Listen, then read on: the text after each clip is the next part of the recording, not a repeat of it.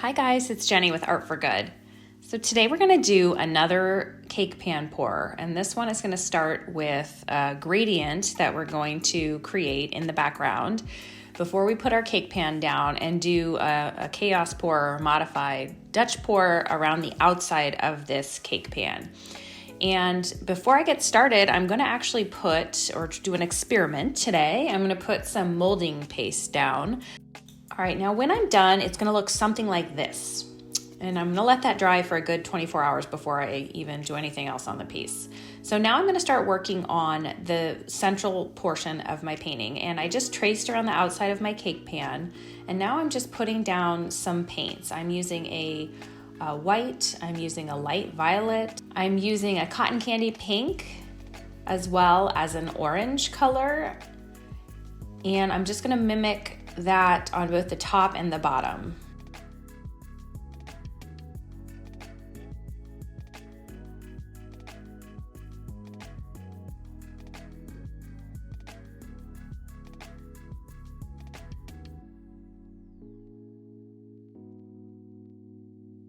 I'm also adding the white in because I want to make this very pastel and very subtle in the different shades of colors, and that's a good trick. So I'm using just a standard house paint brush for this. You want to use a couple of brushes for this because once you go through the first pass, you can go back in with a completely dry brush, and that's going to actually give you better blending using a dry brush in the end.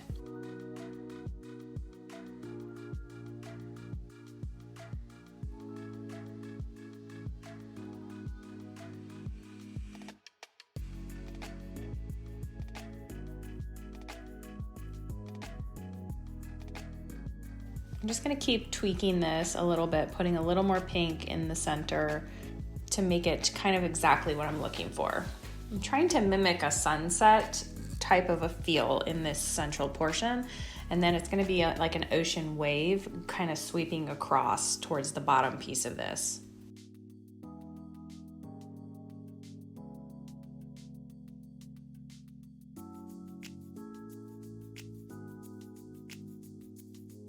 I tend to like using actually makeup brushes for using acrylic painting. I find sometimes that I'm not getting the results I want from a standard kind of acrylic paintbrush, so makeup brushes are actually a good option. And again, I'll put a link to some of my favorite ones in the description below, and in some cases they're probably cheaper.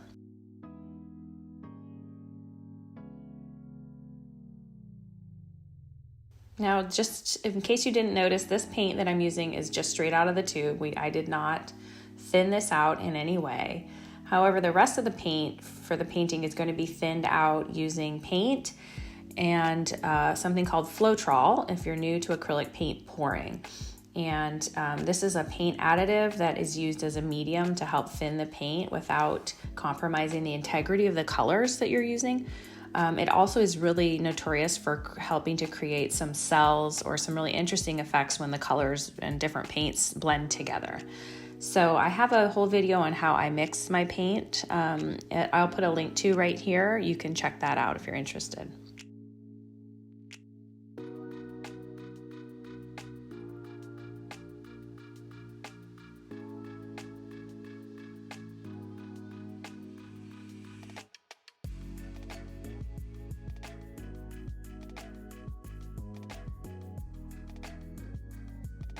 All right, so now we're ready to do our pour. We let that bottom piece dry for, an hour or so. Acrylic paint dries pretty fast. And then I'm using my thinned out titanium white, and I'm gonna start with that. I'd like for this to be very minimalist looking, so that's why I'm going with a white background or white first. And then I will add just a little pop of aqua as well as a different color blue.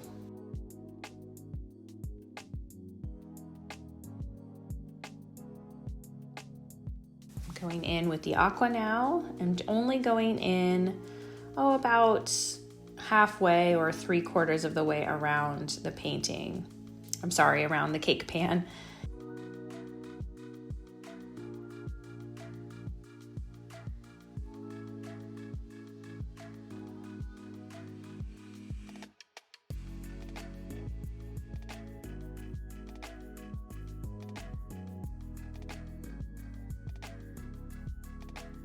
This is a sky blue color from Apple Barrel. It's nice to sometimes have two different dimensions of blue when you're using these type of palette, because it gives it a little bit more interest than just using one color. And then I also have another darker shade of the blue that I'm going to put towards the bottom, and that is the same shade of blue. I just added a tiny bit, like a little pea-sized amount of a black color to make it a little more gray, to try to mimic the pieces of the wave that are farthest from the opening, which would be a little more dark or dull. So I'm going in with my hairdryer in one direction all the way around. So again, it looks like a wave.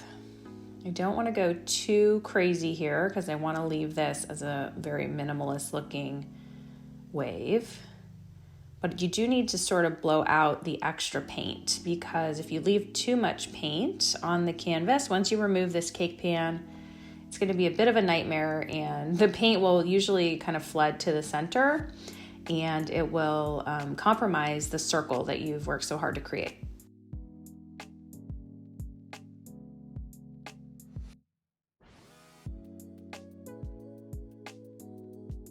Doing a quick torch. Torching removes any of the bubbles.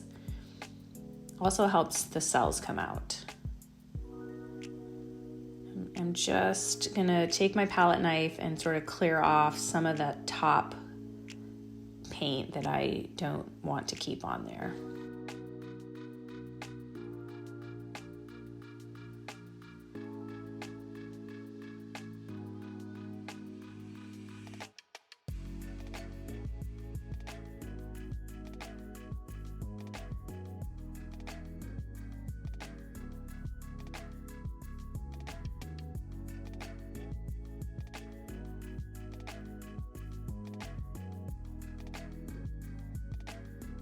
Just kind of mixing up this tiny little dirty cup, we call it, where there's not, you're just kind of putting a bunch of paint in a cup. And that's what I'm going to use to add some depth at the bottom of this piece.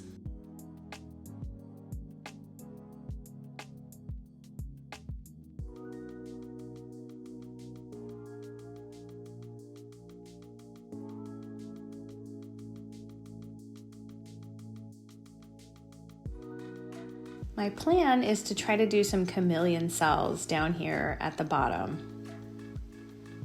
This is an easy way to create these large looking cells that are very interesting. And to do that, you're going to, you can do it a bunch of different ways in terms of just putting the paint down. You could do a flip cup, you could do what I'm doing here, and then you're gonna use a toothpick or a skewer and dip it in a coconut hair serum to create these chameleon cells. I'm just getting a paper towel a little damp with water, and then I'm going to use that to swipe over that kind of darker section that I created, because that is where I'm going to do the chameleon cells.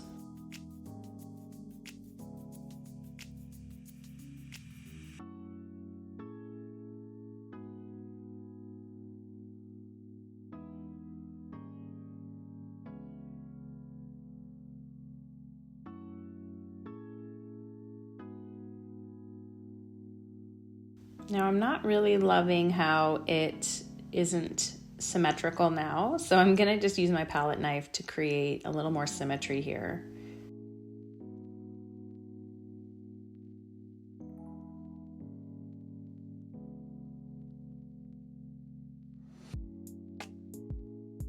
Torching is gonna help that white create cells. You can already see some forming at the bottom.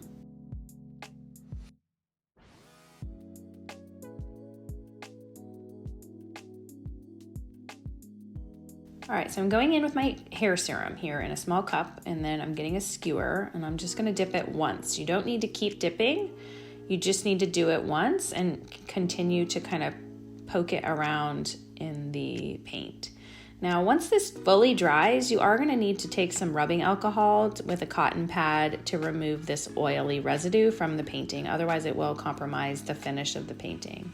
You can see how different those cells look than some of the smaller cells we were able to achieve naturally by just moving that white over the colors. I've really liked mixing this technique in with some other acrylic pouring techniques lately, and it makes just an interesting composition, and I'm just liking having the flexibility to mix and match techniques as I see fit. All right, so I had a bit of an issue with my storage on my phone. So I essentially just finished putting white all the way around the painting. And then I went in with a tiny bit of spray paint over the edges, as you can see here. It's a little bit of an off-white color, but I thought it added a little more dimension. So this was a nice sort of change. And you can see some of that texture that is showing through at the bottom once it dried. And I'm not 100% sure that I would use the texture again with this particular composition, but it was a nice experiment for me to try to use that in some other pieces. So that's all I have for today. I will see you again next time.